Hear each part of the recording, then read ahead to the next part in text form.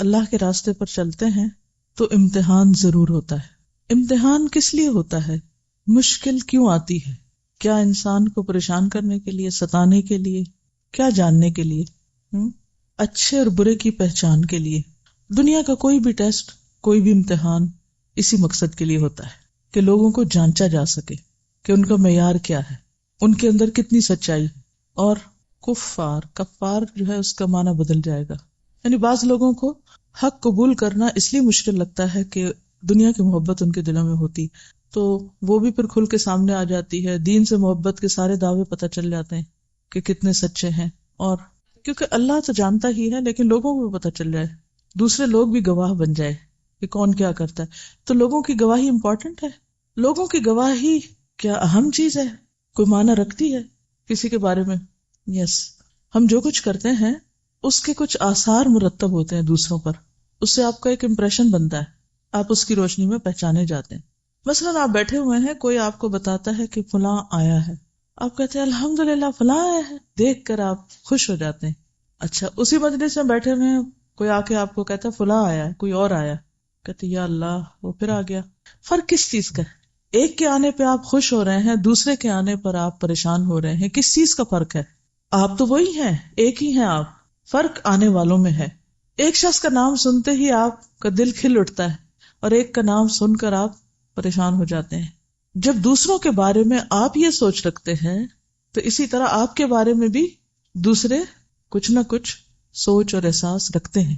اس کو جانیے وہ کیا ہے، آپ کس نام سے مشہور ہیں، آپ کی پہچان کیا ہے، آپ کے آثار کیا ہیں۔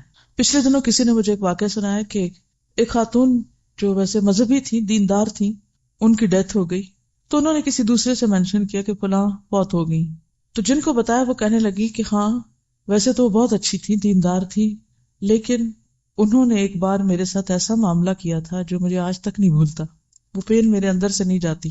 تو بتانے والی یہ کہتی ہیں کہ مجھے اس بات سے اتنا ڈر لگا کہ جب ہم کسی کو ہرٹ کر رہے ہوتے ہیں، کسی کو پریشان کر رہے ہوتے ہیں، تو اس وقت یہ بھول جاتے، اس وقت ہمیں اپنی فکر ہوتی ہے کہ ہمارا غصہ نکل جائے کسی طرح، دوسرے پہ کچھ بھی پڑتا ہے ہم اس کو بھول جاتے ہیں، لیکن دوسرا تو نہیں بھولتا نا۔ سوچئے مرنے کے بعد آپ کی پہچان کیا ہوگی، کیونکہ لوگوں کی جو گواہیاں ہیں وہ بھی انسان کے انجام اور انسان کی عاقبت میں ایک اہم کردار ادا کریں گی۔ آپ کے حق میں لوگوں کی اچھی گواہی گویا آپ کے حق میں ایک شفاعت ہے، سفارش ہے، اور بری گواہی آپ کے حق میں نقصان دہ ہے۔ بعض اوقات ہمارے دل میں کچھ ہوتا ہے، اوپر سے ہم کچھ اور کر رہے ہوتے ہیں، ہم سمجھتے ہیں دوسرے کو سمجھ نہیں آئی، کیا واقعی ایسا ہوتا ہے؟ آ رہی ہوتی ہے، ہم خود کو دھوکہ دے رہے ہوتے ہیں۔ تو پہلے بھی جو تقویٰ پہ بات ہوئی تھی، تقویٰ یہی ہے، تقویٰ نام ہے سیلف چیک کا، سیلف ڈسپلن کا، کہ آپ اپنے اوپر خود نظر رکھ کے خود اپنی نیت کا جائزہ لیں، اپنی سوچ کا جائزہ لیں، اپنے رویے کا، اپنے معاملے کا، اپنی اچھائی کا، اپنی برائی کا خود حساب کرنے لگے۔ کیا آپ کو لوگوں کی اچھائیاں برائیاں پتہ چلتی ہیں؟ کیا آپ کے پاس اتنی نظر ہے کہ اچھے اور برے کا فرق معلوم کر سکیں، اچھے برے کو پہچان سکیں جو کسی دوسرے کے اندر ہوتا ہے؟ اگر صرف اتنی سینس ہے تو پھر اتنی بھی تو ہونی چاہیے نا کہ اپنے اچھے برے کو بھی پہچان سکیں، یا نہیں؟ جو باتیں کسی کی ہمیں اچھی نہیں لگتی، تو اگر وہی کام ہم کریں گے تو کیا وہ دوسروں کو اچھا لگے گا؟ وہ بھی اچھا نہیں لگے گا۔ تو یہ تو ایک عام سا معیار ہے کہ جو چیز آپ کو پسند نہیں، آپ دوسروں کو اس سے محفوظ رکھیں۔ اکیلے اکیلے رہنے میں، اکیلے اکیلے کام کرنے میں بعض اوقات اتنی مشکل نہیں ہوتی، مشکل ہوتی ہے ہمیشہ ٹیم ورک میں، اکٹھے کام کرنے میں، وہ زیادہ آزمائش ہیں۔ جیسے قرآن مجید میں آتا ہے وَجَعَلْنَا بَعْضَكُمْ لِبَعْضٍ فِتْنَةً، ہم نے تم میں سے بعض کو بعض کے لیے فتنہ بنا دیا۔ ایک اور جگہ پر آتا ہے بَعْضُكُمْ لِبَعْضٍ عَدُوٌّ، تم میں سے بعض بعض کے لیے دشمن ہے۔ اور یہ بعض جو ہیں یہ کہیں باہر کے لوگ نہیں، کیونکہ جب دشمن کا لفظ آتا ہے نا تو ہم وہ بڑی دور دور کے لوگوں کو اپنا دشمن سمجھتے ہیں۔ قرآن پاک میں تو اپنی اولاد کو بھی دشمن بتایا گیا، لیکن کبھی کسی نے سمجھا سوائے اس صورت کے کہ جب وہ ہمیں ستائیں پھر ہم کہتے ہیں یہ ہمارے ساتھ اچھا نہیں کر رہے، ادروائز ہم ان کو دشمن نہیں سمجھتے۔ ازواج اور اولاد دونوں کو قرآن نے دشمن بتایا ہے، لیکن ساتھ ہی اس کے ہمیں احسان کا رویہ بھی اختیار کرنے کو کہا گیا، کیونکہ اللہ سبحانہ وتعالیٰ نے ان اللہ کتب الاحسان فی کل شیء، ہر چیز میں احسان لکھا ہے۔ احسان صرف نماز میں نہیں، احسان صرف صدقے میں نہیں، احسان ہر چیز میں۔ اور ہر چیز میں احسان کیا ہے؟ حتیٰ کہ جب تم جانور ذبح کرنے لگو تو اس پر بھی احسان کرو، چھری اس کے سامنے نہ رکھو، چھپا کے رکھو، ہاتھ ہلکا رکھو، اس کو تکلیف نہ ہونے دو، پیسفلی اسے ذبح کرو. تو ہر چیز میں احسان، اور اس لیول کو مینٹین کرنا ایک مشکل کام ہے. یہی امتحان ہے، یہی آزمائش ہے. اور ہم اس کا حل کیا سوچتے ہیں؟ لوگوں سے کٹ جانا، بول چال بند. لیکن پھر جب بول چال بند بھی کر دیں تو اپنے آپ سے تو نہیں ہم بھاگ سکتے، کہیں اندر کی گٹھن جلن شروع ہو جاتی. بہرحال آج میں آپ کے ساتھ ایک جاوید چودھری کا یہ آرٹیکل پڑھوں گی جو مجھے بہت پسند ہے. اس کا نام ہے اللہ کا ہاتھ. تو اس میں ایک سیکھنے کی بہت زبردست بات ہے. آرٹیکل اچھا ہے، غور و فکر کی دعوت دیتا ہے. بات میں کر رہی تھی کہ کچھ لوگوں کو مل کر خوشی ہوتی ہے اور کچھ لوگوں کو مل کر پریشانی ہوتی ہے. یہ لکھتے ہیں آج تک صرف 2 بندے ملے ہیں جن سے مل کر حقیقتاً خوشی ہوئی. کون ہیں وہ 2 خوش نصیب جن سے مل کر حقیقتاً خوشی ہوئی؟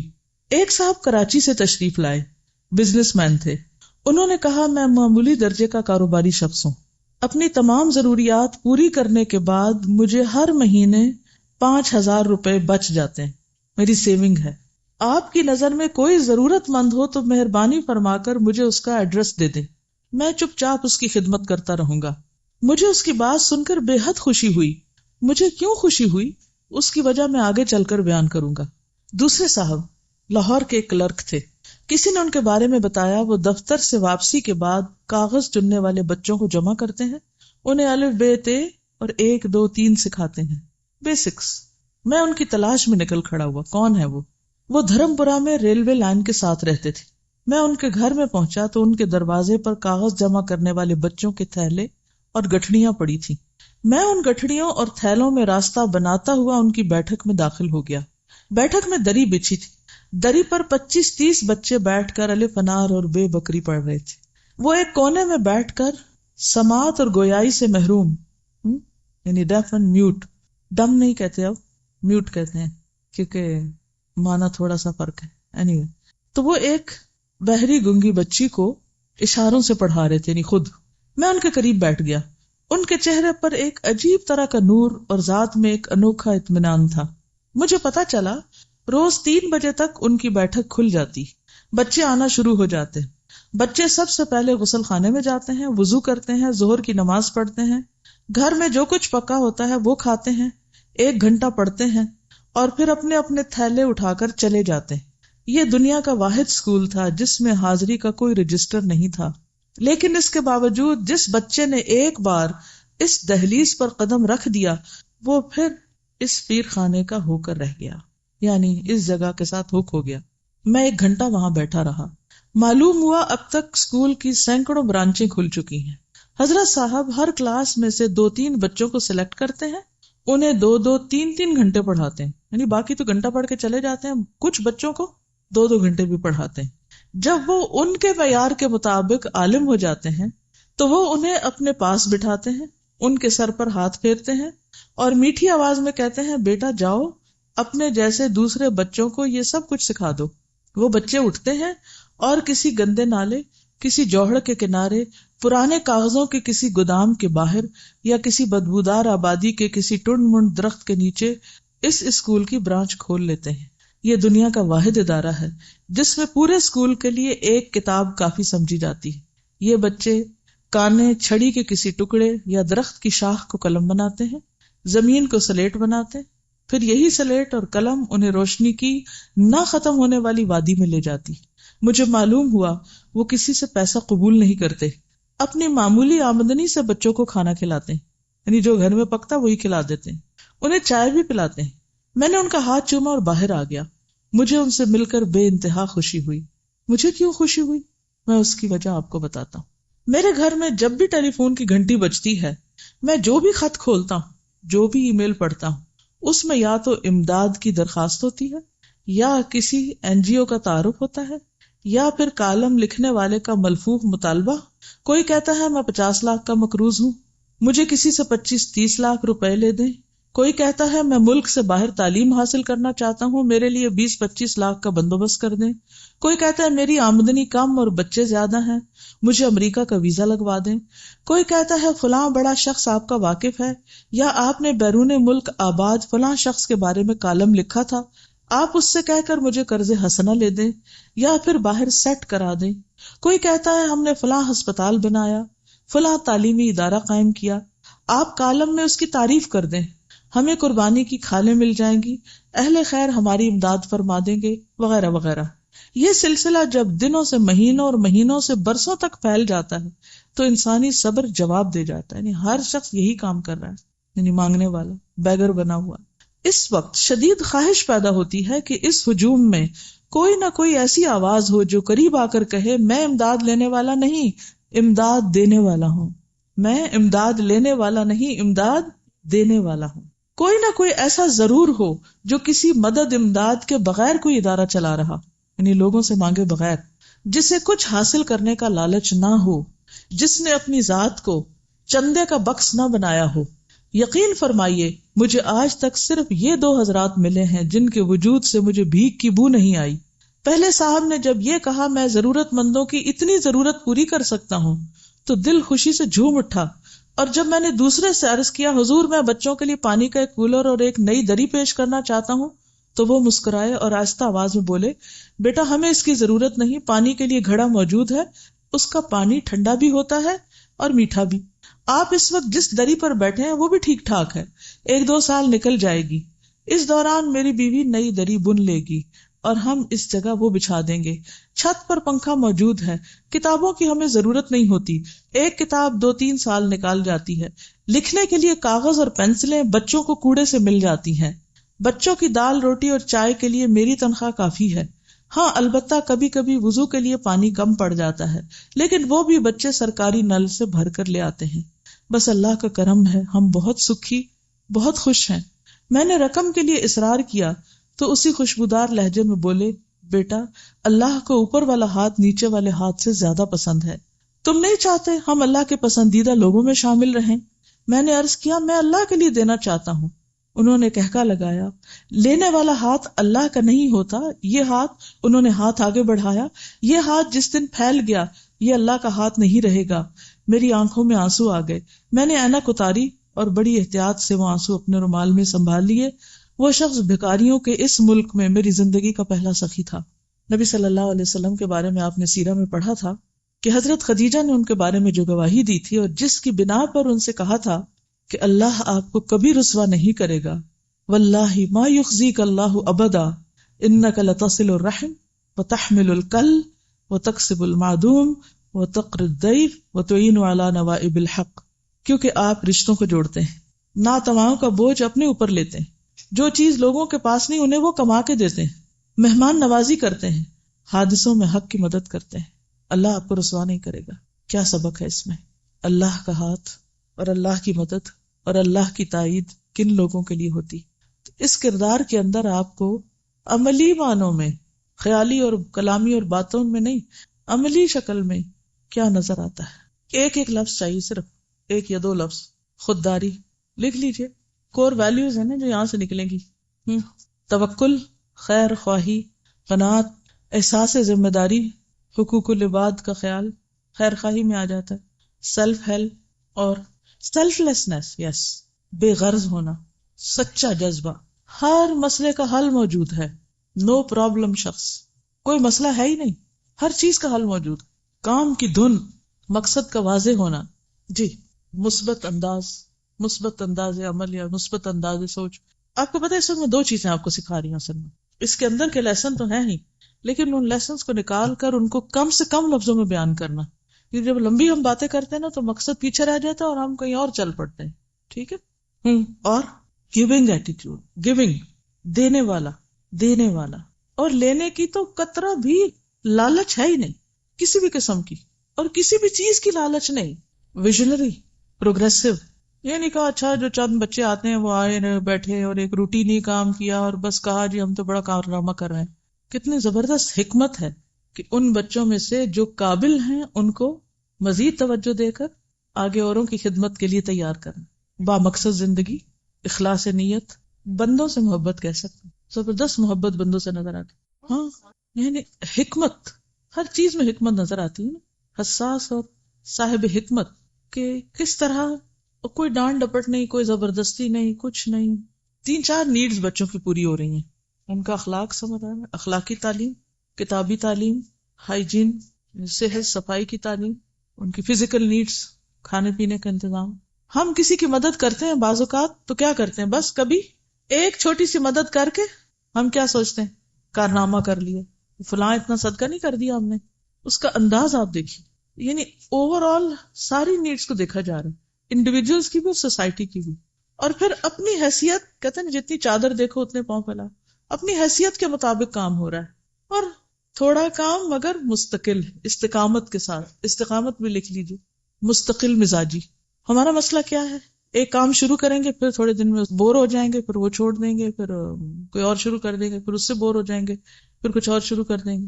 اللہ تعالیٰ کو وہ کام پسند ہے جو تھوڑا ہو لیکن مستقل، بالکل gradual, step by step, one thing at a time. عاجزی، تواضع، بیر منیمم کے ساتھ گزارا، لو مینٹیننس. آج کل یہ ٹرم بہت عام ہے نا، فلاں شخص لو مینٹیننس ہے، فلاں چیز لو مینٹیننس، یہ ہاؤس لو مینٹیننس ہے، یہ ڈریس لو مینٹیننس ہے. یہاں آپ دیکھیے کہ ہر چیز لو مینٹیننس، کاسٹ افیکٹو. بالکل، یعنی بیوی کو بھی ساتھ لے کے چل رہا ہے، اپنی دفتر کی ذمہ داری بھی پوری کر رہا ہے، نماز روزے کا بھی اہتمام ہے، اور کوئی ٹینشن نہیں. وہ کہاں سے پتہ چل رہی ہے؟ یہ خودداری ہے، یہ شکر گزاری نہیں، یہ خودداری. جینٹلنس، ہر چیز میں جینٹلنس ہے، یعنی اس کام کو اپنے سر پہ سوار نہیں کیا ہوا. بعض اوقات ہم اتنا شور مچاتے ہیں تو کام بیچ میں کچھ بھی نہیں ہوتا، کام کام کام، یہ نہیں ہوا، وہ نہیں ہوا، ایسے نہیں ہوا، ویسے نہیں ہوا، یہ نہیں کر رہا، وہ نہیں کر رہا. قرآن پاک کی وہ ایک مثال ہے کہ لا تکونوا کاللتی نقضت غزلها من بعد قوة انکاثا. پڑھ چکے ہیں آپ؟ کیا معنی ہے اس کا؟ یس، میں کہتی ہوں عورت ہی کی مثال کیوں دی گئی؟ اس عورت کی طرح نہ ہو جانا جو اپنا سوت کاٹنے کے بعد خود اپنے ہاتھوں سے توڑ دیتی، ٹکڑے ٹکڑے کر دیتی. ہمیں سے بہت سے لوگ اسی طرح کے عمل کرتے ہیں، اتنی محنت کرتے ہیں، تھکتے ہیں، کام کر کے اینڈ آف دا ڈے اتنی کمپلینٹس کرتے ہیں، سب کچھ برباد کر کے، صاف کر کے، پلو جھاڑ کے اٹھتے ہیں. اگر ہم تھوڑے کام ڈاؤن ہو جائیں نا، اللہ پہ بھروسہ کریں. اس دن جو میں نے بات کی تھی نا کہ اللہ سے مناجات کریں، جہاں رکاوٹ آئے، جہاں مشکل آئے، جہاں سمجھ نہ آئے، جہاں کوئی چیز ہوتی نظر نہ آئے، تو سب سے پہلے اپنے گناہوں کی معافی مانگے. یا اللہ، کوئی میری غلطی ہے جو رکاوٹ بنی ہوئی ہے یہاں پر، میں قصوروار ہوں، لا الہ الا انت سبحانک انی کنت من الظالمین. اور پھر اس کے بعد اللہ سے دعائیں کریں کہ اللہ تیری رحمت سے ہی پار ہو سکتے، تیری دی ہوئی توفیق سے ہی آگے بڑھ سکتے ہیں. تو اس سے کیا ہوگا، سارا غرور تکبر نکل جائے گا جو کسی نہ کسی طرح شیطان ہمارے اندر ڈال دیتا ہے نا. اتنا کر لیا تم نے، ماشاء اللہ، تمہارے آنے سے تو پتہ نہیں اس کام کو 4 چاند لگ گئے، اور اتنی ترقی ہو گئی، اور اتنا کچھ کما لیا. ہم خود کو کریڈٹ دینے کے شوقین ہوتے ہیں نا، خود کو کریڈٹ دینے لگتے ہیں کہیں بھی جب ہمیں کوئی اچیومنٹ ہوتی، اور اللہ کا فضل بھول جاتے ہیں کہ اس نے چنا ہمیں اس کام کے لیے، اس نے ہمیں سمجھ دی، اس نے راستہ دکھایا، اس نے ہم سے کروایا. اسی لیے اکثر ایسے ہوتا ہے کہ جب ہم کسی چیز کو مینشن کرنے لگتے ہیں نا، وہیں رکاوٹ آ جاتی ہے، ادھر ہی رک جاتا ہے کام. اللہ تعالیٰ کہتے ہیں اچھا کر کے دکھاؤ، پھر اب تم سمجھتے تم نے کیا، کرو اور دیکھو کتنا ہوتا ہے. اور ان کا سوال یہ ہے کہ انہوں نے انہی بچوں کو کیوں چوز کیا؟ آپ میں سے کسی کے ذہن میں کوئی جواب آ رہا ہے اس کا؟ شابش. یعنی سب سے محروم طبقہ نا، جن کو کوئی پوچھتا ہی نہیں. اصل وجہ تو وہ خود ہی جانتے ہوں گے، لیکن بظاہر ایسے نظر آتا ہے کہ انہوں نے ان بچوں کو لیا جو واقعی مدد کے مستحق تھے. ہاں، یا ارد گرد میں ہوں گے، یا کہیں سے آتے ہوں گے، یا ہر جگہ پائے جاتے ہیں، تو ہر آبادی میں ہوتے ہیں. نہ ان کی ایکسپیکٹیشن، نہ ان کی ایکسپیکٹیشن، نہ ان کی ان سے کوئی، اور نہ ان کی ان سے. ہم کسی کے اوپر کوئی تھوڑا سا بھی احسان کر لیتے ہیں تو پھر اس سے توقعات رکھ بیٹھتے ہیں. بالکل وقت وہ چوز کیا، یعنی اپنا ٹائم وہ چوز کیا کہ جس میں اپنی دوسری ذمہ داریوں پر کوئی اثر نہیں پڑ رہا تھا. بچے بھی سارا دن اپنے کاغذ چنا کے آگے، وہ بھی کام کر کے آگے، یہ بھی کام کر کے آگے، اور اب بیٹھ کے مل کے پڑھ رہے ہیں. زبردست ٹائم مینجمنٹ، بالکل ہر چیز کا سولوشن موجود. اب اس کی روشنی میں سوچئے آپ کیا کر سکتے ہیں. بہت سی بچیاں شادی ہو جاتی ہے، گھروں میں جاتی ہیں، ظاہر ہے کہ ایک نیا خاندان ہوتا ہے، اس کی اپنی ایکسپیکٹیشنز ہوتی ہیں. وہ چاہتے ہیں کہ بچی ہمارے میں ایڈجسٹ ہو، ماحول کو سمجھے، خاندان کو سمجھے، رشتہ داروں کو سمجھے. اور اس کے ذہن پہ ایک ہی دھن سوار ہوتی ہے کہ جس سے ایک فارمل ماحول سے وہ تعلیم حاصل کر کے آئی ہے، اس طرح کا کوئی فارمل ماحول فوراً بنا لے اپنے گھر میں، یا کہیں آس پاس کوئی جاب کر لے، کچھ کر لے. پیشنیٹ ہوتی ہیں بچیاں، اور بعض اوقات خاندان، شوہر، بچے، زندگی، ہر چیز کو سیکریفائز کرنے لگتی ہیں. کس پر سیکریفائز کرنے لگتی؟ اپنی جاب پر، کیریئر پر، اور بھول جاتی ہیں کہ اس وقت یہ ریکوائرمنٹ کیا ہے. پھر شکایت کیا کرتی ہیں کہ ہمارے سسرال والے ہمیں کچھ کرنے نہیں دیتے. حالانکہ بات یہ نہیں ہوتی، صرف پرائرٹائز کرنے کی بات ہوتی. ایک وقت وہ ہوتا ہے کہ جب آپ شادی سے پہلے بالکل آزاد ہوتے ہیں، آپ جو جی چاہے کریں، اور ماں باپ تو بےچارے ہر چیز میں بچوں کو سپورٹ کرتے ہیں، سیدھی ہو، الٹی ہو، صحیح ہو، غلط ہو، وہ کہتے ہیں بس بچوں کی خواہشات ہم پوری کر دیں، جو وہ مانگتے ہیں چاہتے ہیں۔ اکثریت 99% والدین کی ایسی ہوتی ہے کہ وہ خود بچوں کو چھری چاقو خرید دیتے ہیں جس سے وہ اپنے آپ کو مار ڈالیں۔ یعنی میرا مطلب یہ ہے کہ ایسے ایسے کھلونے، ایسی ایسی چیزیں ان کی خواہش پوری کرتے ہوئے جو انہی کے لیے نقصان دہ ہو جاتے ہیں، انہی کا فیوچر برباد کر دیتے ہیں۔ لیکن محبت میں ہر چیز دے دیتے ہیں، بس بچہ مانگے تو صحیح، ٹائم نہیں دیں گے، توجہ نہیں دیں گے، ایڈوائس نہیں دیں گے، تربیت نہیں کریں گے، کیونکہ خود بھی مال کا شوق ہے نا، تو وہ سمجھتے ہیں کہ بچوں کو بھی مال دے کے وہ بس خوش کر دیں گے۔ ریسنٹلی میں ٹریولنگ میں تھی تو ایک جگہ اتفاق ہوا ایک باپ کو دیکھنے کا، وہ گاڑی میں بیٹھ رہا تھا تو بچوں نے کہا کہ ہمیں بھی ساتھ لے چلیں، اس نے کہا نہیں مجھے کام ہے، میں تمہیں ساتھ نہیں لے جا سکتا۔ ایک نہیں کئی بزنس اس نے شروع کیے ہوئے، ظاہر ہے ایسا شخص بہت ہی مصروف ہے، بچوں کے لیے تو ٹائم نہیں، تو بچہ گاڑی کا دروازہ پکڑ کے کھڑا ہو گیا، کہنے لگا مجھے گروسری شاپ پہ جانا ہے۔ بچے کو پتا کہ باپ کو کیسے ایکسپلائٹ کر سکتے، اس وقت باپ ہماری نہیں مانتا تو ہمیں باپ سے منوانا ہے کچھ۔ اس نے جیب میں ہاتھ ڈالا اور پتہ نہیں کتنے پیسے نکال کے دیے، اچھا یہ لو اور جاؤ۔ اب باپ یا ماں کی سپرویژن کے بغیر بچہ جائے گا کسی بھی شاپ میں، کیا خریدے گا؟ پیسے اس کے پاس ہیں، باپ نے کیا سمجھا پیسے دے کے میری ذمہ داری پوری ہو گئی، اور بچے نے کیا کہا کہ ہاں ہمیں باپ نہیں ملا تو پیسے مل گئے، خواہشات کی کچھ تکمیل بازار جا کے ہو گئی۔ عموم بچوں کو بہت شوق ہوتا ہے نا، کچھ چاہیے نہ چاہیے بس وہ کہتے ہیں شاپس پہ چلیں بس کچھ نہ کچھ خرید لیں، چاہے لاکھ اٹھا کے پھینکے توڑیں کچھ بھی۔ تو میں دیکھ کے مجھے یہ سین پریشانی ہوئی تھوڑی، اور بچوں پہ بھی رحم آیا، اور کہ کس طرح رہنمائی کی جائے لوگوں کی کہ ان بچوں کو صرف پیسے نہیں چاہیے، ان بچوں کو کچھ اور بھی چاہیے، باپ کا وقت چاہیے، باپ کی تربیت چاہیے، اس کی ایک باروب شخصیت چاہیے کہ جو ان کو سیدھا کرے۔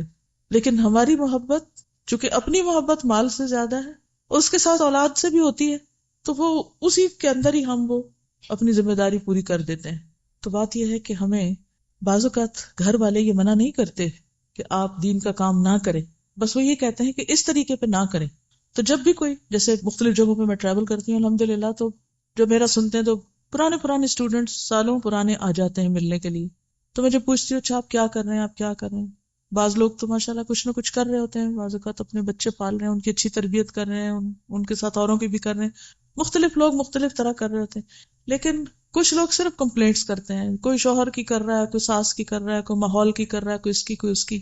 تو میں ہمیشہ سوچتی ہوں کہ اگر ان کمپلینٹس کی بجائے ہم اسی اپنی محدود سی دنیا میں اپنی آزادی کو استعمال کر لیں، تو میں ہمیشہ 2-3 چیزیں سجیسٹ کرتی ہوں۔ ایک یہ کرتی ہوں کہ دیکھیں آپ جس گھر میں رہ رہی ہیں نا، وہاں بھی تو کوئی بچے ہوں گے، اس گلی محلے میں کوئی بچے ہوں گے، ان کو اکٹھا کر لیں، ان کو کچھ سکھا دیں۔ آپ کے گھر میں ٹیلی فون ہوگا، آپ کے پاس انٹرنیٹ ہوگا، اس کے ذریعے کسی کو کچھ سنا دیں۔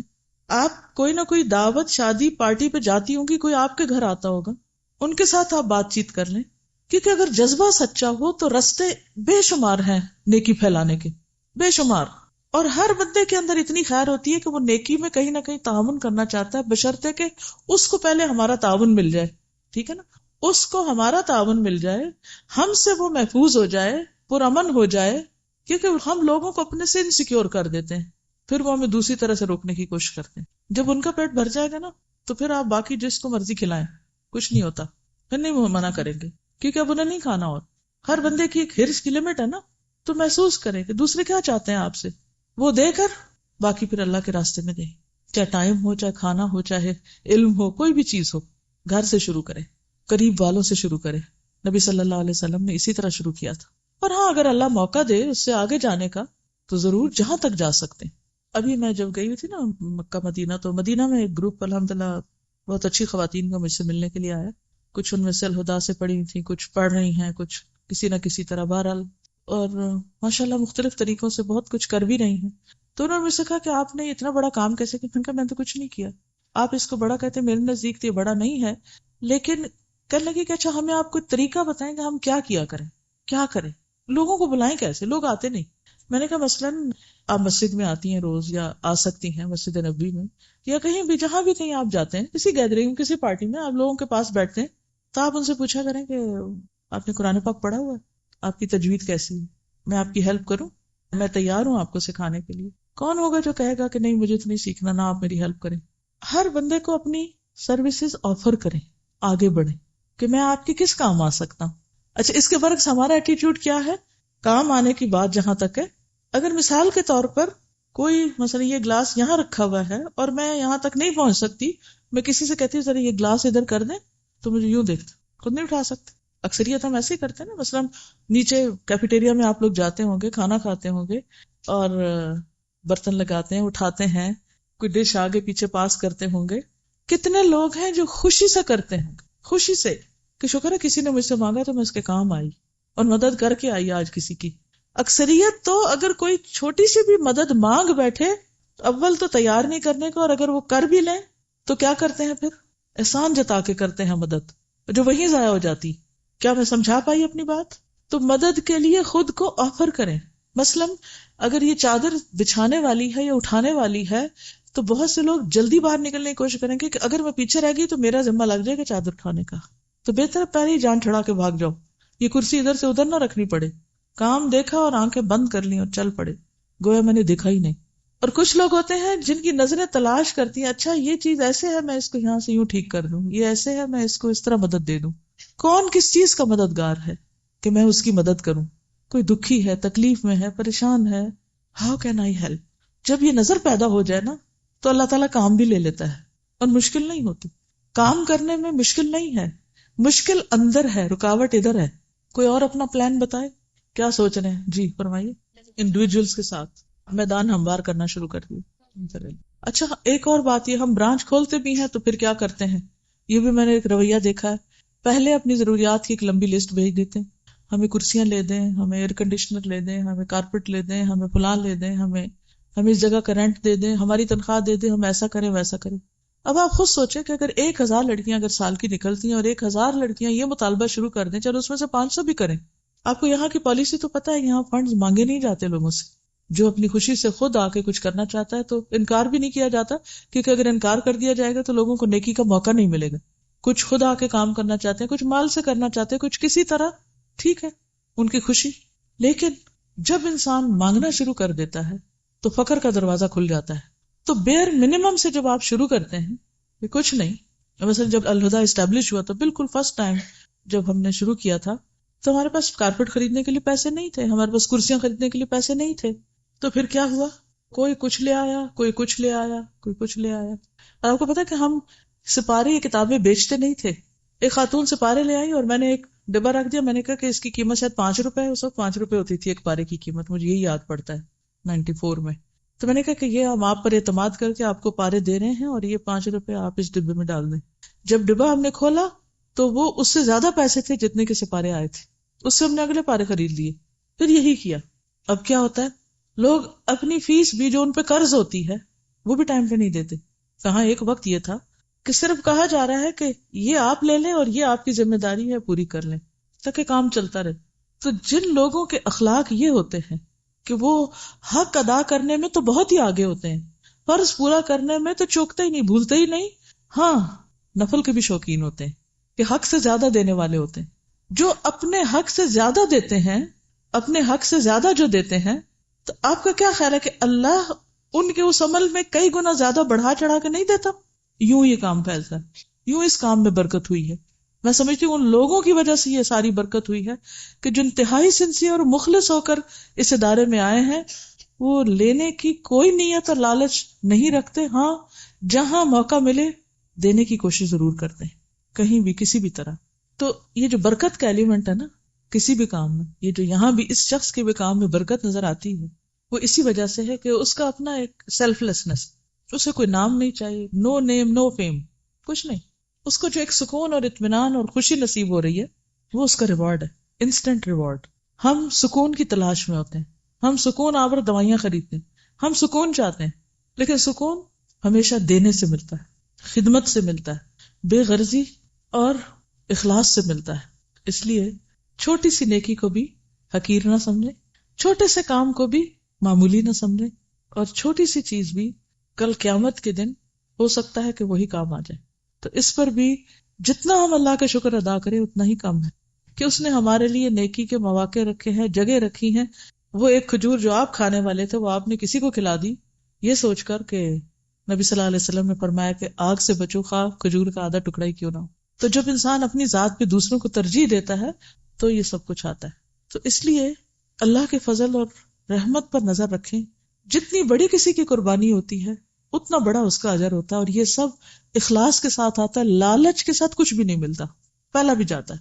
تو لالچ اپنے اندر سے نکال دیں، توکل پوری کا پورا اللہ کی ذات پر کریں. پھر آپ دیکھیں وہ اپنے خزانوں سے آپ کو کتنا دیتا ہے کہ آپ سوچ بھی نہیں سکتے. اللہ تعالیٰ ہمیں عمل کی توفیق عطا فرمائے. بعض اوقات علم ہمارے پاس بہت ہو جاتا ہے، عمل میں پیچھے ہیں. جو میری تڑپ ہے وہ یہ ہے کہ ہم عمل میں آگے ہو جائیں. ٹھیک، اوکے. سبحانک اللہم و بحمدک، نشہد ان لا الہ الا انت، نستغفرک و نتوب الیک. السلام علیکم و رحمۃ اللہ وبرکاتہ. اللہ کے راستے پر چلتے ہیں تو امتحان ضرور ہوتا ہے. امتحان کس لیے ہوتا ہے؟ مشکل کیوں آتی ہے؟ کیا انسان کو پریشان کرنے کے لیے، ستانے کے لیے، کیا جاننے کے لیے؟ اچھے اور برے کی پہچان کے لیے. دنیا کا کوئی بھی ٹیسٹ، کوئی بھی امتحان اسی مقصد کے لیے ہوتا ہے کہ لوگوں کو جانچا جا سکے کہ ان کا معیار کیا ہے، ان کے اندر کتنی سچائی. اور کفار جو ہے اس کا معنی بدل جائے گا. یعنی بعض لوگوں کو حق قبول کرنا اس لیے مشکل لگتا ہے کہ دنیا کی محبت ان کے دلوں میں ہوتی، تو وہ بھی پھر کھل کے سامنے آ جاتی ہے. دین سے محبت کے سارے دعوے پتہ چل جاتے ہیں کہ کتنے سچے ہیں. اور کیونکہ اللہ تو جانتا ہی ہے، لیکن لوگوں کو بھی پتہ چل جائے، دوسرے لوگ بھی گواہ بن جائے کہ کون کیا کرتا ہے. تو لوگوں کی گواہی امپورٹنٹ ہے. لوگوں کی گواہی کیا اہم چیز ہے؟ کوئی معنی رکھتی ہے کسی کے بارے میں؟ یس. ہم جو کچھ کرتے ہیں اس کے کچھ آثار مرتب ہوتے ہیں دوسروں پر. اس سے آپ کا ایک امپریشن بنتا ہے، آپ اس کی روشنی میں پہچانے جاتے ہیں. مثلاً آپ بیٹھے ہوئے ہیں، کوئی آپ کو بتاتا ہے کہ فلاں آیا ہے، آپ کہتے ہیں الحمدللہ فلاں آیا ہے، دیکھ کر آپ خوش ہو جاتے ہیں. اچھا، اسی مجلس میں بیٹھے ہوئے ہیں، کوئی آ کے آپ کو کہتا ہے فلاں آیا ہے، کوئی اور آیا، کہتے یا اللہ وہ پھر آ گیا. فرق کس چیز کا ہے؟ ایک کے آنے پہ آپ خوش ہو رہے ہیں، دوسرے کے آنے پر آپ پریشان ہو رہے ہیں. کس چیز کا فرق ہے؟ آپ تو وہی ہیں، ایک ہی ہیں آپ، فرق آنے والوں میں ہے. ایک شخص کا نام سنتے ہی آپ کا دل کھل اٹھتا ہے، اور ایک کا نام سن کر آپ پریشان ہو جاتے ہیں. جب دوسروں کے بارے میں آپ یہ سوچ رکھتے ہیں تو اسی طرح آپ کے بارے میں بھی دوسرے کچھ نہ کچھ سوچ اور احساس رکھتے ہیں. اس کو جانیے وہ کیا ہے، آپ کس نام سے مشہور ہیں، آپ کی پہچان کیا ہے، آپ کے آثار کیا ہیں. پچھلے دنوں کسی نے مجھے ایک واقعہ سنایا کہ ایک خاتون جو ویسے مذہبی تھی، دیندار تھی، ان کی ڈیتھ ہو گئی. تو انہوں نے کسی دوسرے سے مینشن کیا کہ فلاں فوت ہو گئی. تو جن کو بتایا وہ کہنے لگی کہ ہاں ویسے تو وہ بہت اچھی تھی، دیندار تھی، لیکن انہوں نے ایک بار میرے ساتھ ایسا معاملہ کیا تھا جو مجھے آج تک نہیں بھولتا، وہ پین میرے اندر سے نہیں جاتی. تو بتانے والی یہ کہتی ہیں کہ مجھے اس بات سے اتنا ڈر لگا کہ جب ہم کسی کو ہرٹ کر رہے ہوتے ہیں، کسی کو پریشان کر رہے ہوتے ہیں، تو اس وقت یہ بھول جاتے، اس وقت ہمیں اپنی فکر ہوتی ہے کہ ہمارا غصہ نکل جائے کسی طرح. دوسرے پہ کچھ بھی پڑتا ہے ہم اس کو بھول جاتے ہیں، لیکن دوسرا تو نہیں بھولتا نا. سوچئے مرنے کے بعد آپ کی پہچان کیا ہوگی، کیونکہ لوگوں کی جو گواہیاں ہیں وہ بھی انسان کے انجام اور انسان کی عاقبت میں ایک اہم کردار ادا کریں گی. آپ کے حق میں لوگوں کی اچھی گواہی گویا آپ کے حق میں ایک شفاعت ہے، سفارش ہے، اور بری گواہی آپ کے حق میں نقصان دہ ہے. بعض اوقات ہمارے دل میں کچھ ہوتا ہے، اوپر سے ہم کچھ اور کر رہے ہوتے ہیں، ہم سمجھتے ہیں دوسرے کو سمجھ نہیں آئی. کیا واقعی ایسا ہوتا ہے؟ آ رہی ہوتی ہے، ہم خود کو دھوکہ دے رہے ہوتے ہیں. تو پہلے بھی جو تقویٰ پہ بات ہوئی تھی، تقویٰ یہی ہے، تقویٰ نام ہے سیلف چیک کا، سیلف ڈسپلن کا، کہ آپ اپنے اوپر خود نظر رکھ کے خود اپنی نیت کا جائزہ لیں، اپنی سوچ کا جائزہ لیں، اپنے رویے کا، اپنے معاملے کا، اپنی اچھائی کا، اپنی برائی کا خود حساب کرنے لگے. کیا آپ کو لوگوں کی اچھائیاں برائیاں پتہ چلتی ہیں؟ کیا آپ کے پاس اتنی نظر ہے کہ اچھے اور برے کا فرق معلوم کر سکیں، اچھے برے کو پہچان سکیں جو کسی دوسرے کے اندر ہوتا ہے؟ اگر صرف اتنی سینس ہے تو پھر اتنی بھی تو ہونی چاہیے نا کہ اپنے اچھے برے کو بھی پہچان سکیں، یا نہیں؟ جو باتیں کسی کی ہمیں اچھی نہیں لگتی، تو اگر وہی کام ہم کریں گے تو کیا وہ دوسروں کو اچھا لگے گا؟ وہ بھی اچھا نہیں لگے گا. تو یہ تو ایک عام سا معیار ہے کہ جو چیز آپ کو پسند نہیں، آپ دوسروں کو اس سے محفوظ رکھیں. اکیلے اکیلے رہنے میں، اکیلے اکیلے کام کرنے میں بعض اوقات اتنی مشکل نہیں ہوتی. مشکل ہوتی ہے ہمیشہ ٹیم ورک میں، اکٹھے کام کرنے میں، وہ زیادہ آزمائش ہیں. جیسے قرآن مجید میں آتا ہے وَجَعَلْنَا بَعْضَكُمْ لِبَعْضٍ فِتْنَةً، ہم نے تم میں سے بعض کو بعض کے لیے فتنہ بنا دیا. ایک اور جگہ پر آتا ہے بَعْضُكُمْ لِبَعْضٍ عَدُوٌّ، تم میں سے بعض بعض کے لیے دشمن ہے. اور یہ بعض جو ہیں یہ کہیں باہر کے لوگ نہیں، کیونکہ جب دشمن کا لفظ آتا ہے نا تو ہم وہ بڑی دور دور کے لوگوں کو اپنا دشمن سمجھتے ہیں. قرآن پاک میں تو اپنی اولاد کو بھی دشمن بتایا گیا، لیکن کبھی کسی نے سمجھا سوائے اس صورت کے کہ جب وہ ہمیں ستائیں پھر ہم کہتے ہیں یہ ہمارے ساتھ اچھا نہیں کر رہے، ادروائز ہم ان کو دشمن نہیں سمجھتے. ازواج اور اولاد دونوں کو قرآن نے دشمن بتایا ہے، لیکن ساتھ ہی اس کے ہمیں احسان کا رویہ بھی اختیار کرنے کو کہا گیا، کیونکہ اللہ سبحانہ وتعالیٰ نے ان اللہ کتب الاحسان فی کل شیء، ہر چیز میں احسان لکھا ہے.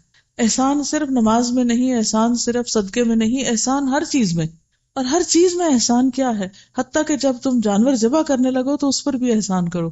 چھری اس کے سامنے نہ رکھو، چھپا کے رکھو، ہاتھ ہلکا رکھو، اس کو تکلیف نہ ہونے دو، پیسفلی اسے ذبح کرو. تو ہر چیز میں احسان، اور اس لیول کو مینٹین کرنا ایک مشکل کام ہے. یہی امتحان ہے، یہی آزمائش ہے. اور ہم اس کا حل کیا سوچتے ہیں؟ لوگوں سے کٹ جانا، بول چال بند. لیکن پھر جب بول چال بند بھی کر دیں تو اپنے آپ سے تو نہیں ہم بھاگ سکتے، کہیں اندر کی گھٹن جلن شروع ہو جاتی. بہرحال آج میں آپ کے ساتھ ایک جاوید چودھری کا یہ آرٹیکل پڑھوں گی جو مجھے بہت پسند ہے. اس کا نام ہے اللہ کا ہاتھ. تو اس میں ایک سیکھنے کی بہت زبردست بات ہے. آرٹیکل اچھا ہے، غور و فکر کی دعوت دیتا ہے. بات میں کر رہی تھی کہ کچھ لوگوں کو مل کر خوشی ہوتی ہے اور کچھ لوگوں کو مل کر پریشانی ہوتی ہے. یہ لکھتے ہیں آج تک صرف 2 بندے ملے ہیں جن سے مل کر حقیقتاً خوشی ہوئی. کون ہے وہ 2 خوش نصیب جن سے مل کر حقیقتاً خوشی ہوئی؟ ایک صاحب کراچی سے تشریف لائے، بزنس مین تھے. انہوں نے کہا میں معمولی درجے کا کاروباری شخص ہوں. اپنی تمام ضروریات پوری کرنے کے بعد مجھے ہر مہینے 5,000 روپے بچ جاتے ہیں، میری سیونگ ہے. آپ کی نظر میں کوئی ضرورت مند ہو تو مہربانی فرما کر مجھے اس کا ایڈریس دے دیں، میں چپ چاپ اس کی خدمت کرتا رہوں گا. مجھے اس کی بات سن کر بے حد خوشی ہوئی. مجھے کیوں خوشی ہوئی اس کی وجہ میں آگے چل کر بیان کروں گا. دوسرے صاحب لاہور کے ایک کلرک تھے. کسی نے ان کے بارے میں بتایا وہ دفتر سے واپسی کے بعد کاغذ چننے والے بچوں کو جمع کرتے ہیں، انہیں الف ب ت اور 1 2 3 سکھاتے ہیں، بیسکس. میں ان کی تلاش میں نکل کھڑا ہوا. کون ہے وہ دھرم پورہ میں ریلوے لائن کے ساتھ رہتے تھے. میں ان کے گھر میں پہنچا تو ان کے دروازے پر کاغذ جمع کرنے والے بچوں کے تھیلے اور گٹھڑیاں پڑی تھیں. میں ان گٹھڑیوں اور تھیلوں میں راستہ بناتا ہوا ان کی بیٹھک میں داخل ہو گیا. بیٹھک میں دری بچھی تھی. دری پر 25-30 بچے بیٹھ کر الف انار اور بے بکری پڑھ رہے تھے. وہ ایک کونے میں بیٹھ کر سماعت اور گویائی سے محروم، یعنی ڈیف اینڈ میوٹ. ڈم نہیں کہتے، اب میوٹ کہتے ہیں کیونکہ معنی تھوڑا سا فرق ہے. اینی تو وہ ایک بہری گنگی بچی کو اشاروں سے پڑھا رہے تھے، یعنی خود. میں ان کے قریب بیٹھ گیا. ان کے چہرے پر ایک عجیب طرح کا نور اور ذات میں ایک انوکھا اطمینان تھا. مجھے پتا چلا روز 3 بجے تک ان کی بیٹھک کھل جاتی، بچے آنا شروع ہو جاتے. بچے سب سے پہلے غسل خانے میں جاتے ہیں، وضو کرتے ہیں، ظہر کی نماز پڑھتے ہیں، گھر میں جو کچھ پکا ہوتا ہے وہ کھاتے ہیں، 1 گھنٹہ پڑھتے ہیں اور پھر اپنے اپنے تھیلے اٹھا کر چلے جاتے ہیں. یہ دنیا کا واحد اسکول تھا جس میں حاضری کا کوئی رجسٹر نہیں تھا، لیکن اس کے باوجود جس بچے نے ایک بار اس دہلیز پر قدم رکھ دیا وہ پھر اس پیر خانے کا ہو کر رہ گیا، یعنی اس جگہ کے ساتھ ہوک ہو گیا. میں 1 گھنٹہ وہاں بیٹھا رہا. معلوم ہوا اب تک اسکول کی سینکڑوں برانچیں کھل چکی ہیں. حضرت صاحب ہر کلاس میں سے 2-3 بچوں کو سلیکٹ کرتے ہیں، انہیں 2-2 3-3 گھنٹے پڑھاتے ہیں، یعنی باقی تو گھنٹہ پڑھ کے چلے جاتے ہیں، کچھ بچوں کو 2-2 گھنٹے بھی پڑھاتے ہیں. جب وہ ان کے معیار کے مطابق عالم ہو جاتے ہیں تو وہ انہیں اپنے پاس بٹھاتے ہیں، ان کے سر پر ہاتھ پھیرتے ہیں اور میٹھی آواز میں کہتے ہیں بیٹا جاؤ اپنے جیسے دوسرے بچوں کو یہ سب کچھ سکھا دو. وہ بچے اٹھتے ہیں اور کسی گندے نالے، کسی جوہڑ کے کنارے، پرانے کاغذوں کے کسی گودام کے باہر یا کسی بدبودار آبادی کے کسی ٹنڈ منڈ درخت کے نیچے اس اسکول کی برانچ کھول لیتے ہیں. یہ دنیا کا واحد ادارہ ہے جس میں پورے اسکول کے لیے 1 کتاب کافی سمجھی جاتی ہے. یہ بچے کانے چھڑی کے کسی ٹکڑے یا درخت کی شاخ کو قلم بناتے ہیں، زمین کو سلیٹ بناتے ہیں، پھر یہی سلیٹ اور قلم انہیں روشنی کی نہ ختم ہونے والی وادی میں لے جاتی. مجھے معلوم ہوا وہ کسی سے پیسہ قبول نہیں کرتے، اپنی معمولی آمدنی سے بچوں کو کھانا کھلاتے ہیں، یعنی جو گھر میں پکتا وہی کھلا دیتے ہیں، انہیں چائے بھی پلاتے ہیں. میں نے ان کا ہاتھ چوما اور باہر آ گیا. مجھے ان سے مل کر بے انتہا خوشی ہوئی. مجھے کیوں خوشی ہوئی میں اس کی وجہ آپ کو بتاتا ہوں. میرے گھر میں جب بھی ٹیلی فون کی گھنٹی بجتی ہے میں جو بھی خط کھولتا ہوں جو بھی ای میل پڑھتا ہوں اس میں یا تو امداد کی درخواست ہوتی ہے، یا کسی NGO کا تعارف ہوتا ہے، یا پھر کالم لکھنے والے کا ملفوف مطالبہ. کوئی کہتا ہے میں 50 لاکھ کا مقروض ہوں، مجھے کسی سے 25-30 لاکھ روپے لے دیں. کوئی کہتا ہے میں ملک سے باہر تعلیم حاصل کرنا چاہتا ہوں، میرے لیے 20-25 لاکھ کا بندوبست کر دیں. کوئی کہتا ہے میری آمدنی کم اور بچے زیادہ ہیں، مجھے امریکہ کا ویزا لگوا دیں. کوئی کہتا ہے فلاں بڑا شخص آپ کا واقف ہے، یا آپ نے بیرون ملک آباد فلاں شخص کے بارے میں کالم لکھا تھا، آپ اس سے کہہ کر مجھے قرض حسنہ لے دیں یا پھر باہر سیٹ کرا دیں. کوئی کہتا ہے ہم نے فلاں ہسپتال بنایا، فلاں تعلیمی ادارہ قائم کیا، آپ کالم میں اس کی تعریف کر دیں، ہمیں قربانی کی کھالیں مل جائیں گی، اہل خیر ہماری امداد فرما دیں گے، وغیرہ وغیرہ. یہ سلسلہ جب دنوں سے مہینوں اور مہینوں سے برسوں تک پھیل جاتا ہے تو انسانی صبر جواب دے جاتا ہے. یعنی ہر شخص یہی کام کر رہا ہے، یعنی مانگنے والا بیگر بنا ہوا. اس وقت شدید خواہش پیدا ہوتی ہے کہ اس ہجوم میں کوئی نہ کوئی ایسی آواز ہو جو قریب آ کر کہے میں امداد لینے والا نہیں، امداد دینے والا ہوں.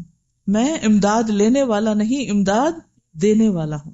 کوئی نہ کوئی ایسا ضرور ہو جو کسی مدد امداد کے بغیر کوئی ادارہ چلا رہا، یعنی لوگوں سے مانگے بغیر، جسے کچھ حاصل کرنے کا لالچ نہ ہو، جس نے اپنی ذات کو چندے کا بکس نہ بنایا ہو. یقین فرمائیے مجھے آج تک صرف یہ 2 حضرات ملے ہیں جن کے وجود سے مجھے بھیک کی بو نہیں آئی. پہلے صاحب نے جب یہ کہا میں ضرورت مندوں کی اتنی ضرورت پوری کر سکتا ہوں تو دل خوشی سے جھوم اٹھا، اور جب میں نے دوسرے سے عرض کیا حضور میں بچوں کے لیے پانی کا ایک کولر اور ایک نئی دری پیش کرنا چاہتا ہوں، تو وہ مسکرائے اور آہستہ آواز میں بولے بیٹا ہمیں اس کی ضرورت نہیں، پانی کے لیے گھڑا موجود ہے، اس کا پانی ٹھنڈا بھی ہوتا ہے اور میٹھا بھی. آپ اس وقت جس دری پر بیٹھے ہیں وہ بھی ٹھیک ٹھاک ہے، 1-2 سال نکل جائے گی، اس دوران میری بیوی نئی دری بن لے گی اور ہم اس جگہ وہ بچھا دیں گے. چھت پر پنکھا موجود ہے، کتابوں کی ہمیں ضرورت نہیں ہوتی، ایک کتاب 2-3 سال نکال جاتی ہے. لکھنے کے لیے کاغذ اور پینسلیں بچوں کو کوڑے سے مل جاتی ہیں. بچوں کی دال روٹی اور چائے کے لیے میری تنخواہ کافی ہے. ہاں البتہ کبھی کبھی وضو کے لیے پانی کم پڑ جاتا ہے، لیکن وہ بھی بچے سرکاری نل سے بھر کر لے آتے ہیں. بس اللہ کا کرم ہے، ہم بہت سکھی، بہت خوش ہیں. میں نے رقم کے لیے اصرار کیا تو اسی خوشبودار لہجے میں بولے بیٹا اللہ کو اوپر والا ہاتھ نیچے والے ہاتھ سے زیادہ پسند ہے، تم نہیں چاہتے ہم اللہ کے پسندیدہ لوگوں میں شامل رہیں؟ میں نے عرض کیا میں اللہ کے لیے دینا چاہتا ہوں. انہوں نے کہکا لگایا لینے والا ہاتھ اللہ کا نہیں ہوتا، یہ ہاتھ، انہوں نے ہاتھ آگے بڑھایا، یہ ہاتھ جس دن پھیل گیا یہ اللہ کا ہاتھ نہیں رہے گا. میری آنکھوں میں آنسو آ گئے، میں نے اینک اتاری اور بڑی احتیاط سے وہ آنسو اپنے رومال میں سنبھال لیے. وہ شخص بھکاریوں کے اس ملک میں میری زندگی کا پہلا سخی تھا. نبی صلی اللہ علیہ وسلم کے بارے میں آپ نے سیرہ میں پڑھا تھا کہ حضرت خدیجہ نے ان کے بارے میں جو گواہی دی تھی اور جس کی بنا پر ان سے کہا تھا کہ اللہ آپ کو کبھی رسوا نہیں کرے گا، واللہ ما یخزیک اللہ ابدا انک لتصل الرحم وتحمل الکل وتکسب المعدوم وتقر الضیف وتعین علی نوائب الحق. کیونکہ آپ رشتوں کو جوڑتے ہیں، ناتواؤں کا بوجھ اپنے اوپر لیتے ہیں، جو چیز لوگوں کے پاس نہیں انہیں وہ کما کے دیتے ہیں، مہمان نوازی کرتے ہیں، حادثوں میں حق کی مدد کرتے ہیں. اللہ آپ کو رسوا نہیں کرے گا. کیا سبق ہے اس میں؟ اللہ کا ہاتھ اور اللہ کی مدد اور اللہ کی تائید کن لوگوں کے لیے ہوتی. اس کردار کے اندر آپ کو عملی معنوں میں، خیالی اور کلامی اور باتوں میں نہیں، عملی شکل میں کیا نظر آتا ہے؟ ایک ایک لفظ چاہیے، صرف 1 یا 2 لفظ. خودداری لکھ لیجئے، کور ویلیوز ہیں نا جو یہاں سے نکلیں گی. توکل، خیر خواہی، قناعت، احساس ذمہ داری، حقوق العباد کا خیال خیر خواہی میں آ جاتا ہے. سیلف ہیلپ اور سیلف لیسنس، یس، بے غرض ہونا، سچا جذبہ. ہر مسئلے کا حل موجود ہے. نو پرابلم شخص، کوئی مسئلہ ہے ہی نہیں، ہر چیز کا حل موجود. کام کی دھن، مقصد کا واضح ہونا. جی، مثبت انداز عمل یا مثبت انداز سوچ. آپ کو پتہ ہے اس وقت میں 2 چیزیں آپ کو سکھا رہی ہوں اصل میں. اس کے اندر کے لیسن تو ہیں ہی، لیکن ان لیسنس کو نکال کر ان کو کم سے کم لفظوں میں بیان کرنا. کیونکہ جب لمبی ہم باتیں کرتے ہیں نا تو مقصد پیچھے رہ جاتا ہے اور ہم کہیں اور چل پڑتے ہیں. ٹھیک ہے.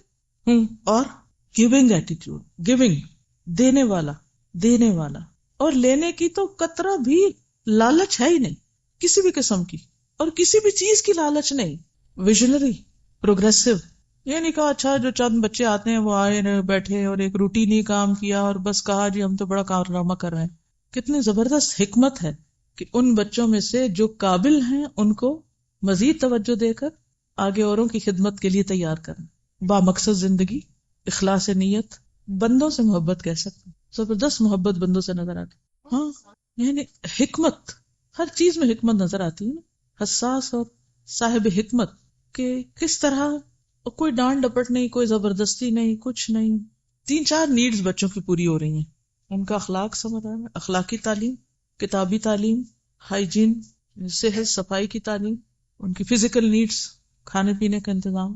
ہم کسی کی مدد کرتے ہیں بعض اوقات تو کیا کرتے ہیں، بس کبھی ایک چھوٹی سی مدد کر کے ہم کیا سوچتے ہیں، کارنامہ کر لیے، فلاں اتنا صدقہ نہیں کر دیا ہم نے. اس کا انداز آپ دیکھیے، یعنی اوور آل ساری نیڈز کو دیکھا جا رہا ہے، انڈیویجولس کی بھی اور سوسائٹی کی بھی. اور پھر اپنی حیثیت، کہتے ہیں جتنی چادر دیکھو اتنے پاؤں پھیلا، اپنی حیثیت کے مطابق کام ہو رہا ہے. اور تھوڑا کام مگر مستقل، استقامت کے ساتھ، استقامت بھی لکھ لیجیے، مستقل مزاجی. ہمارا مسئلہ کیا ہے، ایک کام شروع کریں گے پھر تھوڑے دن میں بور ہو جائیں گے، پھر وہ چھوڑ دیں گے، پھر کوئی اور شروع کر دیں گے، پھر اس سے بور ہو جائیں گے، پھر کچھ اور شروع کر دیں گے. اللہ تعالیٰ کو وہ کام پسند ہے جو تھوڑا ہو لیکن مستقل، بالکل gradual, step by step, one thing at a time. عاجزی، تواضع، بیر منیمم کے ساتھ گزارا، لو مینٹیننس. آج کل یہ ٹرم بہت عام ہے نا، فلاں شخص لو مینٹیننس ہے، فلاں چیز لو مینٹیننس، یہ ہاؤس لو مینٹیننس ہے، یہ ڈریس لو مینٹیننس ہے. یہاں آپ دیکھیے کہ ہر چیز لو مینٹیننس، کاسٹ افیکٹو. بالکل، یعنی بیوی کو بھی ساتھ لے کے چل رہا ہے، اپنی دفتر کی ذمہ داری بھی پوری کر رہا ہے، نماز روزے کا بھی اہتمام ہے، اور کوئی ٹینشن نہیں.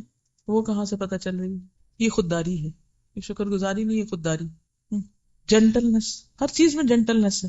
یعنی اس کام کو اپنے سر پہ سوار نہیں کیا ہوا.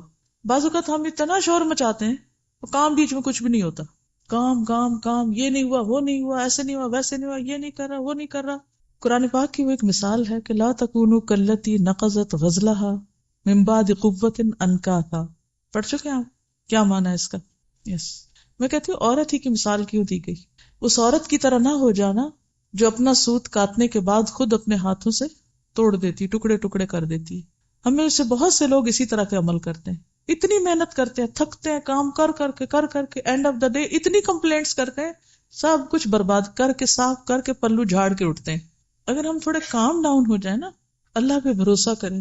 اس دن جو میں نے بات کی تھی نا کہ اللہ سے مناجات کریں، جہاں رکاوٹ آئے، جہاں مشکل آئے، جہاں سمجھ نہ آئے، جہاں کوئی چیز ہوتی نظر نہ آئے، تو سب سے پہلے اپنے گناہوں کی معافی مانگے. یا اللہ، کوئی میری غلطی ہے جو رکاوٹ بنی ہوئی ہے یہاں پر، میں قصوروار ہوں، لا الہ الا انت سبحانک انی کنت من الظالمین.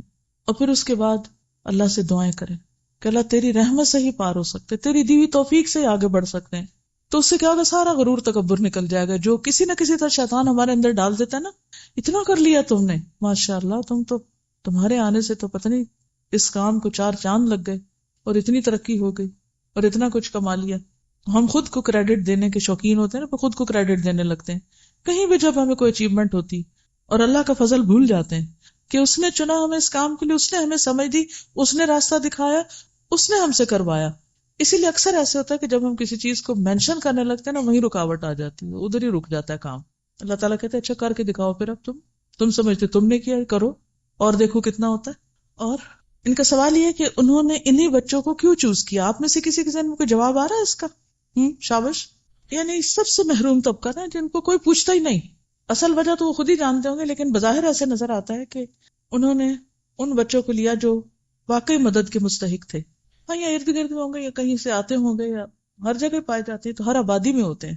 نہ ان کی ایکسپیکٹیشن، نہ ان کی ایکسپیکٹیشن، نہ ان کی ان سے کوئی اور نہ ان کی ان سے. ہم کسی کے اوپر کوئی تھوڑا سا بھی احسان کر لیتے ہیں تو پھر اس سے توقعات رکھ بیٹھتے ہیں. بالکل وقت وہ چوز کیا، یعنی اپنا ٹائم وہ چوز کیا کہ جس میں اپنی دوسری ذمہ داریوں پر کوئی اثر نہیں پڑ رہا تھا. بچے بھی سارا دن اپنے کاغذ چنا کے آگے، وہ بھی کام کر کے آگے، یہ بھی کام کر کے آگے، اور اب بیٹھ کے مل کے پڑھ رہے ہیں. زبردست ٹائم مینجمنٹ، بالکل ہر چیز کا سولوشن موجود. اب اس کی روشنی میں سوچئے آپ کیا کر سکتے ہیں. بہت سی بچیاں شادی ہو جاتی ہے، گھروں میں جاتی ہیں، ظاہر ہے کہ ایک نیا خاندان ہوتا ہے، اس کی اپنی ایکسپیکٹیشنز ہوتی ہیں، وہ چاہتے ہیں کہ بچی ہمارے میں ایڈجسٹ ہو، ماحول کو سمجھے، خاندان کو سمجھے، رشتہ داروں کو سمجھے. اور اس کے ذہن پہ ایک ہی دھن سوار ہوتی ہے کہ جس ایک فارمل ماحول سے وہ تعلیم حاصل کر کے آئی ہے اس طرح کا کوئی فارمل ماحول فوراً بنا لے اپنے گھر میں، یا کہیں آس پاس کوئی جاب کر لے، کچھ کر لے. پیشنیٹ ہوتی ہیں بچیاں، اور بعض اوقات خاندان، شوہر، بچے، زندگی، ہر چیز کو سیکریفائس کرنے لگتی ہیں. کس پر سیکریفائس کرنے لگتی؟ اپنی جاب پر، کیریئر پر، اور بھول جاتی ہیں کہ اس وقت یہ ریکوائرمنٹ کیا ہے. پھر شکایت کیا کرتی ہیں کہ ہمارے سسرال والے ہمیں کچھ کرنے نہیں دیتے. حالانکہ بات یہ نہیں ہوتی، صرف پرائرٹائز کرنے کی بات ہوتی. ایک وقت وہ ہوتا ہے کہ جب آپ شادی سے پہلے بالکل آزاد ہوتے ہیں، آپ جو جی چاہے کریں، اور ماں باپ تو بےچارے ہر چیز میں بچوں کو سپورٹ کرتے ہیں، سیدھی ہو، الٹی ہو، صحیح ہو، غلط ہو، وہ کہتے ہیں بس بچوں کی خواہشات ہم پوری کر دیں، جو وہ مانگتے ہیں، چاہتے ہیں. اکثریت 99% والدین کی ایسی ہوتی ہے کہ وہ خود بچوں کو چھری چاقو خرید دیتے ہیں جس سے وہ اپنے آپ کو مار ڈالیں. یعنی میرا مطلب یہ ہے کہ ایسے ایسے کھلونے، ایسی چیزیں ان کی خواہش پوری کرتے ہوئے جو انہی کے لیے نقصان دہ ہو جاتے ہیں، انہی کا فیوچر برباد کر دیتے ہیں. لیکن محبت میں ہر چیز دے دیتے ہیں، بس بچہ مانگے تو صحیح. ٹائم نہیں دیں گے، توجہ نہیں دیں گے، ایڈوائس نہیں دیں گے، تربیت نہیں کریں گے، کیونکہ خود بھی مال کا شوق ہے نا، تو وہ سمجھتے ہیں کہ بچوں کو بھی مال دے کے وہ بس خوش کر دیں گے. ریسنٹلی میں ٹریولنگ میں تھی تو ایک جگہ اتفاق ہوا ایک باپ کو دیکھنے کا. وہ گاڑی میں بیٹھ رہا تھا تو بچوں نے کہا کہ ہمیں بھی ساتھ لے چلیں. اس نے کہا نہیں مجھے کام ہے، میں تمہیں ساتھ نہیں لے جا سکتا. ایک نہیں کئی بزنس اس نے شروع کیے ہوئے، ظاہر ہے ایسا شخص بہت ہی مصروف ہے، بچوں کے لیے تو ٹائم نہیں. تو بچہ گاڑی کا دروازہ پکڑ کے کھڑا ہو گیا، کہنے لگا مجھے گروسری شاپ پہ جانا ہے. بچے کو پتا کہ باپ کو کیسے ایکسپلائٹ کر سکتے. اس وقت باپ ہماری نہیں مانتا تو ہمیں باپ سے منوانا ہے کچھ. اس نے جیب میں ہاتھ ڈالا اور پتہ نہیں کتنے پیسے نکال کے دیے، اچھا یہ لو اور جاؤ. اب باپ یا ماں کی سپرویژن کے بغیر بچہ جائے گا کسی بھی شاپ میں، کیا خریدے گا؟ پیسے اس کے پاس ہیں. باپ نے کیا سمجھا، پیسے دے کے میری ذمہ داری پوری ہو گئی. اور بچے نے کیا کہا کہ ہاں ہمیں باپ نہیں ملا تو پیسے مل گئے، خواہشات کی کچھ تکمیل بازار جا کے ہو گئی. عموم بچوں کو بہت شوق ہوتا ہے نا، کچھ چاہیے نہ چاہیے بس وہ کہتے ہیں شاپس پہ چلیں بس کچھ نہ کچھ خرید لیں، چاہے لا کے اٹھا کے پھینکے توڑیں کچھ بھی. تو میں دیکھ کے مجھے یسین پریشانی ہوئی تھوڑی، اور بچوں پہ بھی رحم آیا، اور کہ کس طرح رہنمائی کی جائے لوگوں کی کہ ان بچوں کو صرف پیسے نہیں چاہیے، ان بچوں کو کچھ اور بھی چاہیے. باپ کا وقت چاہیے، باپ کی تربیت چاہیے، اس کی ایک باروب شخصیت چاہیے کہ جو ان کو سیدھا کرے. لیکن ہماری محبت چونکہ اپنی محبت مال سے زیادہ ہے، اس کے ساتھ اولاد سے بھی ہوتی ہے، تو وہ اسی کے اندر ہی ہم وہ اپنی ذمہ داری پوری کر دیتے ہیں. تو بات یہ ہے کہ ہمیں بعض اوقات گھر والے یہ منع نہیں کرتے کہ آپ دین کا کام نہ کریں، بس وہ یہ کہتے ہیں کہ اس طریقے پہ نہ کریں. تو جب بھی کوئی جیسے مختلف جگہوں پہ میں ٹریول کرتی ہوں الحمدللہ، تو جب میرا سنتے ہیں تو پرانے اسٹوڈنٹس سالوں پرانے آ جاتے ہیں ملنے کے لیے. تو میں جب پوچھتی ہوں اچھا آپ کیا کر رہے ہیں، آپ کیا کر رہے ہیں، بعض لوگ تو ماشاءاللہ کچھ نہ کچھ کر رہے ہوتے ہیں، بعض اوقات اپنے بچے پال رہے ہیں، ان کی اچھی تربیت کر رہے ہیں، ان کے ساتھ اوروں کی بھی کر رہے ہیں. مختلف لوگ مختلف طرح کر رہے ہوتے ہیں. لیکن کچھ لوگ صرف کمپلینٹس کرتے ہیں، کوئی شوہر کی کر رہا ہے، کوئی ساس کی کر رہا ہے، کوئی ماحول کی کر رہا ہے، کوئی اس کی کوئی اس کی.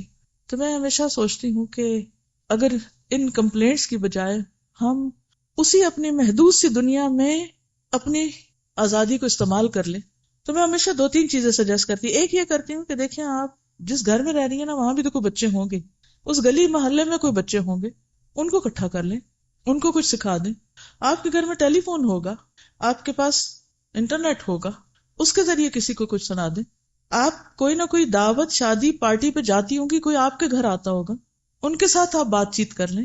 کیونکہ اگر جذبہ سچا ہو تو رستے بے شمار ہیں نیکی پھیلانے کے، بے شمار. اور ہر بندے کے اندر اتنی خیر ہوتی ہے کہ وہ نیکی میں کہیں نہ کہیں تعاون کرنا چاہتا ہے، بشرطے کہ اس کو پہلے ہمارا تعاون مل جائے.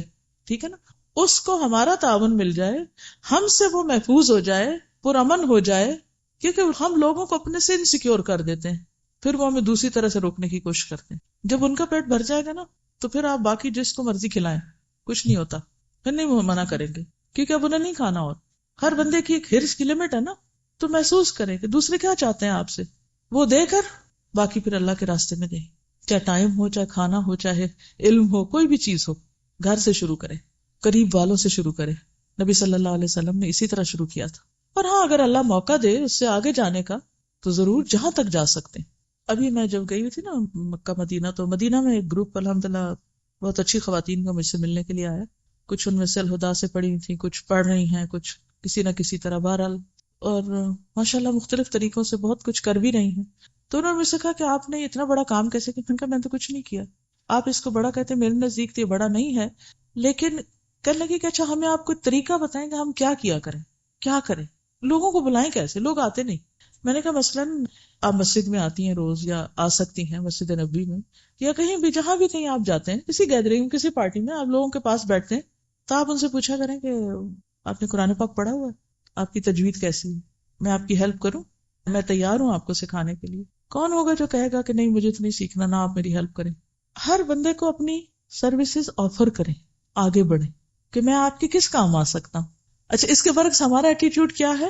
کام آنے کی بات جہاں تک ہے، اگر مثال کے طور پر کوئی مثلا یہ گلاس یہاں رکھا ہوا ہے اور میں یہاں تک نہیں پہنچ سکتی، میں کسی سے کہتی ہوں ذرا یہ گلاس ادھر کر دیں، تو مجھے یوں دیکھتے خود نہیں اٹھا سکتے.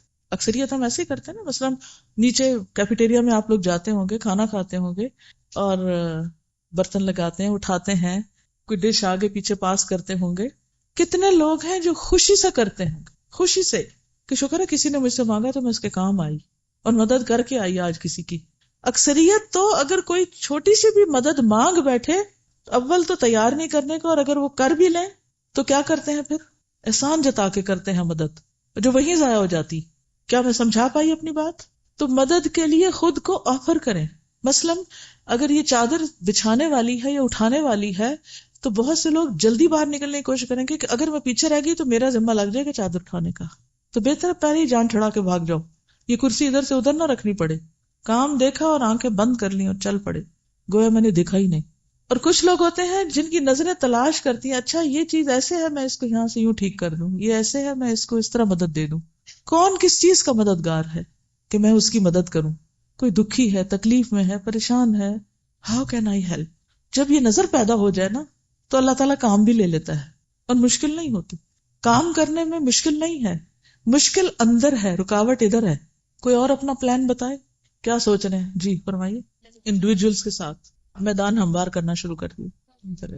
اچھا ایک اور بات، یہ ہم برانچ کھولتے بھی ہیں تو پھر کیا کرتے ہیں، یہ بھی میں نے ایک رویہ دیکھا ہے. پہلے اپنی ضروریات کی ایک لمبی لسٹ بھیج دیتے ہیں، ہمیں کرسیاں لے دیں، ہمیں ایئر کنڈیشنر لے دیں، ہمیں کارپیٹ لے دیں، ہمیں فلان لے دیں، ہمیں اس جگہ کا رینٹ دے دیں، ہماری تنخواہ دے دیں، ہم ایسا کریں ویسا کریں. اب آپ خود سوچیں کہ اگر 1000 لڑکیاں اگر سال کی نکلتی ہیں اور 1000 لڑکیاں یہ مطالبہ شروع کر دیں، چلو اس میں سے 500 بھی کریں. آپ کو یہاں کی پالیسی تو پتہ ہے، یہاں فنڈز مانگے نہیں جاتے لوگوں سے. جو اپنی خوشی سے خود آ کے کچھ کرنا چاہتا ہے تو انکار بھی نہیں کیا جاتا، کیونکہ اگر انکار کر دیا جائے گا تو لوگوں کو نیکی کا موقع نہیں ملے گا. کچھ خود آ کے کام کرنا چاہتے ہیں، کچھ مال سے کرنا چاہتے ہیں، کچھ کسی طرح، ٹھیک ہے ان کی خوشی. لیکن جب انسان مانگنا شروع کر دیتا ہے تو فقر کا دروازہ کھل جاتا ہے. تو بیئر منیمم سے جب آپ شروع کرتے ہیں کہ کچھ نہیں، مثلا جب الہدیٰ اسٹیبلش ہوا تو بالکل فرسٹ ٹائم جب ہم نے شروع کیا تھا تو ہمارے پاس کارپیٹ خریدنے کے لیے پیسے نہیں تھے، ہمارے پاس کرسیاں خریدنے کے لیے پیسے نہیں تھے. تو پھر کیا ہوا، کوئی کچھ لے آیا، کوئی کچھ لے آیا، کوئی کچھ لے آیا. اور آپ کو پتا کہ ہم سپارے، یہ کتابیں بیچتے نہیں تھے. ایک خاتون سپارے لے آئی اور میں نے ایک ڈبہ رکھ دیا، میں نے کہا کہ اس کی قیمت شاید 5 روپے، اس وقت 5 روپے ہوتی تھی ایک پارے کی قیمت، مجھے یہی یاد پڑتا ہے 94 میں. تو میں نے کہا کہ یہ ہم آپ پر اعتماد کر کے آپ کو پارے دے رہے ہیں اور یہ 5 روپے آپ اس ڈبے میں ڈال دیں. جب ڈبہ ہم نے کھولا تو وہ اس سے زیادہ پیسے تھے جتنے کے سپارے آئے تھے، اس سے ہم نے اگلے پارے خرید لیے. پھر یہی کیا. اب کیا ہوتا ہے، لوگ اپنی فیس بھی جو ان پہ قرض ہوتی ہے وہ بھی ٹائم پہ نہیں دیتے. کہاں ایک وقت یہ تھا کہ صرف کہا جا رہا ہے کہ یہ آپ لے لیں اور یہ آپ کی ذمہ داری ہے پوری کر لیں تاکہ کام چلتا رہے. تو جن لوگوں کے اخلاق یہ ہوتے ہیں کہ وہ حق ادا کرنے میں تو بہت ہی آگے ہوتے ہیں، فرض پورا کرنے میں تو چوکتے ہی نہیں، بھولتے ہی نہیں، ہاں نفل کے بھی شوقین ہوتے ہیں کہ حق سے زیادہ دینے والے ہوتے ہیں. جو اپنے حق سے زیادہ دیتے ہیں، اپنے حق سے زیادہ جو دیتے ہیں، تو آپ کا کیا خیال ہے کہ اللہ ان کے اس عمل میں کئی گنا زیادہ بڑھا چڑھا کے نہیں دیتا؟ یوں یہ کام پھیلتا ہے، یوں اس کام میں برکت ہوئی ہے. میں سمجھتی ہوں ان لوگوں کی وجہ سے یہ ساری برکت ہوئی ہے کہ جو انتہائی سنسیئر اور مخلص ہو کر اس ادارے میں آئے ہیں، وہ لینے کی کوئی نیت اور لالچ نہیں رکھتے. ہاں جہاں موقع ملے دینے کی کوشش ضرور کرتے ہیں، کہیں بھی کسی بھی طرح. تو یہ جو برکت کا ایلیمنٹ ہے نا کسی بھی کام میں، یہ جو یہاں بھی اس شخص کے بھی کام میں برکت نظر آتی ہے، وہ اسی وجہ سے ہے کہ اس کا اپنا ایک سیلف لیسنس، اسے کوئی نام نہیں چاہیے، نو نیم نو فیم، کچھ نہیں. اس کو جو ایک سکون اور اطمینان اور خوشی نصیب ہو رہی ہے وہ اس کا ریوارڈ ہے، انسٹنٹ ریوارڈ. ہم سکون کی تلاش میں ہوتے ہیں، ہم سکون آور دوائیاں خریدتے ہیں، ہم سکون چاہتے ہیں، لیکن سکون ہمیشہ دینے سے ملتا ہے.